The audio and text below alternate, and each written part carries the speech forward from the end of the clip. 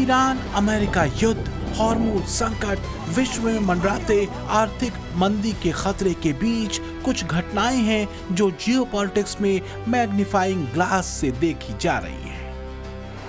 ठहरे हुए युद्ध लेकिन तनाव भरे माहौल के बीच दौर यात्राओं का है, मीटिंग्स का है और गहरी कूटनीति का है।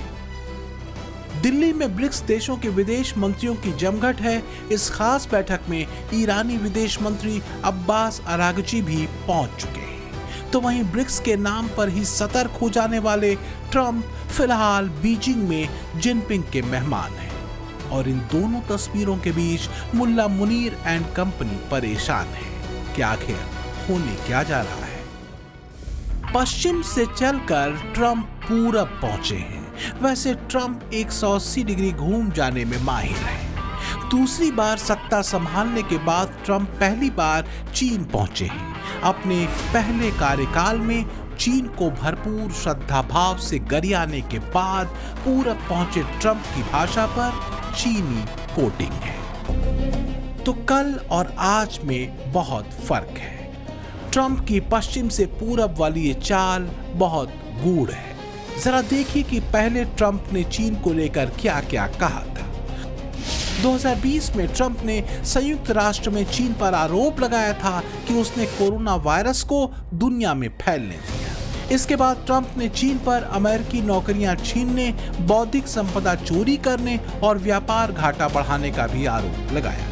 मई 2020 में ट्रंप ने कहा कि वो जिनपिंग से बात नहीं करना चाहते और अमेरिका चीन से रिश्ते तोड़ने पर भी विचार कर रहा है। तो वहीं ट्रंप प्रशासन ने चीन पर शिनजियांग में उइगर मुसलमानों के दमन, फोर्स्ड लेबर और धार्मिक उत्पीड़न के आरोप भी लगाए थे। अब वही ट्रंप जिनपिंग की चापलूसी में लगे हैं। जियोपॉलिटिक्स में कोई स्थायी दोस्त या दुश्मन नहीं होता, लेकिन ये वही ट्रंप हैं जिनको पिछले साल सितंबर महीने में एससीओ में हुई पीएम मोदी, पुतिन और जिनपिंग की मुलाकात चुभ गई थी। मोदी, पुतिन, जिनपिंग की इन तस्वीरों को देखकर ट्रंप ने सोशल मीडिया ट्रुथ पर एक पोस्ट डाली थी जिसमें उन्होंने लिखा था, ऐसा लगता है कि हमने भारत और रूस को चीन के सबसे गहरे और अंधकारमय प्रभाव में खो दिया है। वो दोनों साथ मिलकर लंबा और समृद्ध भविष्य बिताएं। तो आज ट्रंप क्या चीन के गहरे और अंधकारमय प्रभाव के बीच बैठे हैं? कुछ एक्सपर्ट कहते हैं कि ट्रंप गहरी मूर्छा में रहते हैं और उनके ज्यादातर बयान और उनके फैसले इसी मूर्छा में लिए गए होते हैं। अब ये नहीं कह सकते कि बीजिंग पहुंचे ट्रंप अभी मूर्छा में हैं या बीजिंग से निकलकर वो जागेंगे, लेकिन दिल्ली में एक बड़ी अहम बैठक उनकी मूर्छा तोड़ सकती है। ब्रिक्स देशों के विदेश मंत्रियों की बैठक। ईरान के विदेश मंत्री अब्बास अरागची भी ब्रिक्स की बैठक में शामिल होने के लिए दिल्ली पहुंचे हैं। मिनाब 168 नाम के खास विमान में बैठकर, जो ईरान अमेरिका संघर्ष में मिनाब में मारे गए 168 स्कूली बच्चों की याद में एक प्रतीकात्मक संदेश भी है। ब्रिक्स के मंच से अरागची ने एक बार फिर एक स्पष्ट संदेश ट्रंप तक पहुंचा दिया है। ईरान अपनी शर्तों पर डटा है और 1 इंच भी पीछे हटने को तैयार नहीं। ईरान के ऐसे अडिग रवैये ने पूरी दुनिया में ट्रंप की फजीहत करा रखी है। पहले टैरिफ धौंस और अब ईरान युद्ध, यानी एक के बाद एक तैयार किए गए अपने ही संकट में ट्रंप खुद फंस चुके हैं। अमेरिका में उनकी साख अमेरिका की इकोनॉमी की तरह ही गिरती दिख रही है। इतना ही नहीं, ईरान युद्ध से पीछा छुड़ाने और अपनी इज्जत बचाने के लिए ट्रंप यूरोप के कई देशों से मदद भी मांग चुके हैं, लेकिन हाल ये है कि अनैतिक वॉर में मदद से ट्रंप को फ्रांस मना कर चुका है, ब्रिटेन मना कर चुका है, इटली ने भी उन्हें नजरअंदाज कर दिया, स्पेन तो एकदम ही नाराज है और नॉर्वे भाव ही नहीं दे रहा। तो क्या ट्रंप की आखिरी उम्मीद अब चीन से है? चीन के सामने खुद को दुनिया का सबसे सच्चा आदमी बताकर क्या ट्रंप गिड़गिड़ाने वाली हैसियत में पहुंच चुके हैं? क्योंकि ट्रंप प्रशासन के हालात ये हैं कि अब उनकी ही पार्टी के सेनेटर उनके कई फैसलों पर सवाल उठा रहे हैं। उनमें से एक फैसला है पाकिस्तान और मुनीर पर भरोसा करना। कुल मिलाकर अमेरिका में भी मुनीर और उसकी गद्दारी को लेकर चर्चे खूब हैं। बिचौलिए का स्वांग रचकर अपने स्वार्थ को सिद्ध करने में लगे मुनीर के चेहरे से नकाब हटना शुरू हो चुका है।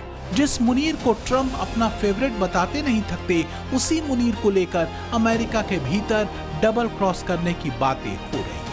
लेकिन मुनीर के दुर्भाग्य से पाकिस्तान के भीतर भी मुनीर की गद्दारी के चर्चे अलग पैमाने पर हैं। यानी मुनीर के लिए लानत मलानत दोनों तरफ से है। दोनों तरफ है आग बराबर लगी हुई। उधर ट्रंप चीन के प्रेम में आग का दरिया भी पार करने के मूड में दिख रहे हैं। बस सारी कोशिश ये है कि जिनपिंग लपक कर कारोबारी डील कर भर लें।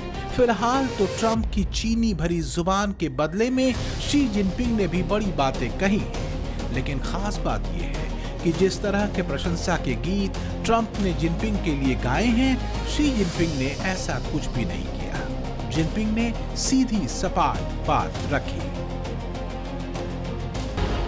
जिस वक्त जिनपिंग ट्रंप को टेंपल ऑफ हेवन घुमा रहे थे, लगभग उसी वक्त बीजिंग से करीब 8000 किलोमीटर दूर दिल्ली में ब्रिक्स देशों के विदेश मंत्री इकट्ठा हुए थे। 2 दिवसीय ब्रिक्स विदेश मंत्रियों की बैठक में भाग लेने आए देशों के विदेश मंत्रियों से प्रधानमंत्री नरेंद्र मोदी ने मुलाकात की। ब्रिक्स देशों के विदेश मंत्रियों का स्वागत करते हुए विदेश मंत्री एस जयशंकर ने बैठक का एजेंडा स्पष्ट किया। चलिए बात अगली स्टोरी की करते हैं। एक दो नहीं, तकरीबन 300 लोगों की रिबेलियन फौज खड़ी कर ली गई।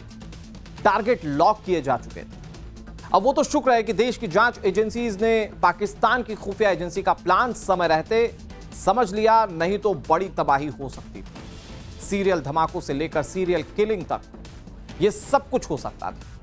हैरानी इस बात की है कि इस पूरे मॉड्यूल का जो शख्स हैंडलर था वो कोई और नहीं है बल्कि पाकिस्तान का गैंगस्टर शहजाद भट्टी। हैरान हो जाएंगे आप ये जानकर कि कभी लॉरेंस का जिगरी रहा भट्टी किस तरह से भारत में अपना नेटवर्क फैला चुका था। पूरी कहानी क्या है आपको समझाते हैं हमारी इस रिपोर्ट में।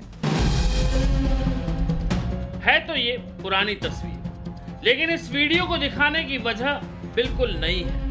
फोन पर अंडरवर्ल्ड का डॉन लॉरेंस बिश्नोई है जो फिलहाल साबरमती जेल में बंद है। लेकिन लॉरेंस से जो बात कर रहा है वो पाकिस्तान का गैंगस्टर शहजाद भट्टी है। कभी लॉरेंस का जिगरी दोस्त हुआ करता था,